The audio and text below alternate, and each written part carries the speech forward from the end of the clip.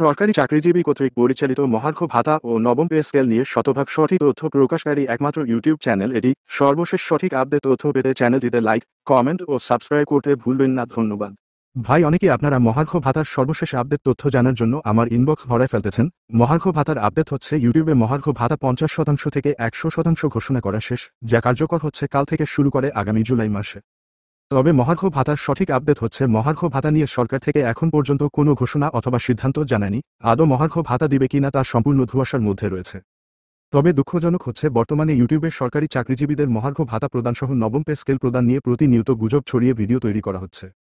এ সকল ভিডিওতে আকর্ষণীয় ছবি লাগিয়ে সম্পূর্ণ ভুয়া ও ভিত্তিহীন তথ্য দিয়ে গুজব ছড়ানো হচ্ছে।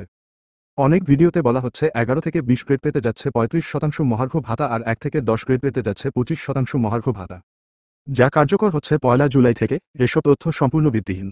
এসব তথ্যের তাদের কাছে কোনো উপযুক্ত রেফারেন্স নেই।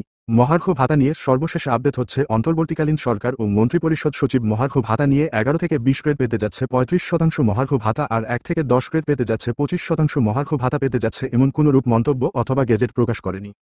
এসব কন্টেন্ট ক্রিয়েটররা তাদের মনের মাধুরী মিশিয়ে ভিত্তিহীন ভিডিও তৈরি করছে। তাদের কি বিবেক একটু ও কাজ করে না? এসব নিউজ দেখে অনেক সরকারি চাকরিজীবী ভাইয়েরা মনে আশা বাঁধে এই বুঝি মহার্ঘ ভাতা প্রদান করছে।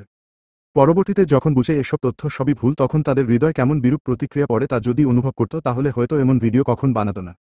আপনাদের প্রতি অনুরোধ রইল, দয়া করে ভুল তথ্য দিয়ে গুজব ছড়িয়ে ভিডিও বানাবেন না।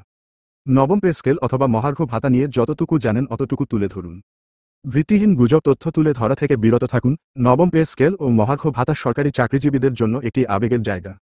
পারলে 11 থেকে 20 গ্রেডের সরকারি চাকরিজীবীরা এই ঊর্ধ্বমুখী বাজারে স্বল্প বেতন পেয়ে কতটা অমানবিক ও মানবেতর জীবনযাপন করছে তা নিয়ে ভিডিও বানিয়ে অন্তর্বর্তীকালীন সরকারের কাছে তুলে ধরুন। দয়া করে মিথ্যার আশ্রয় নিয়ে ভিডিও বানিয়ে আমাদের অনুভূতি নিয়ে খেলবেন না।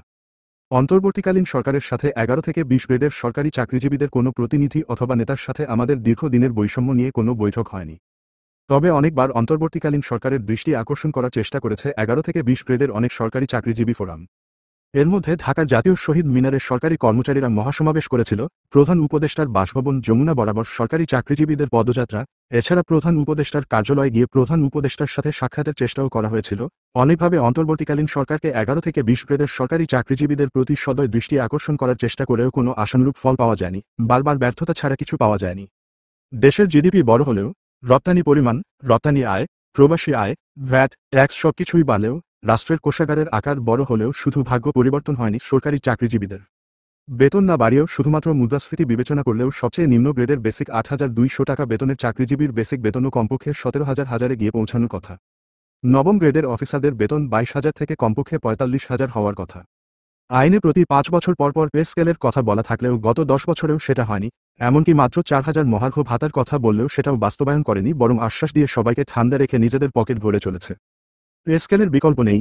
রাজনৈতিক সরকার আসলেও সাধারণ চাকরিজীবীদের লাভ নেই। দীর্ঘদিন অভুক্ত থাকায় সুদে আসলে লুটপাট চলবে রাজনৈতিক নেতাদের।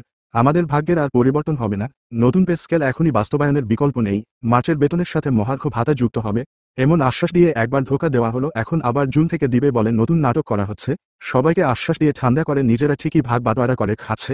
জীবনের নিরাপত্তা চাই, ভাতের নিরাপত্তা চাই।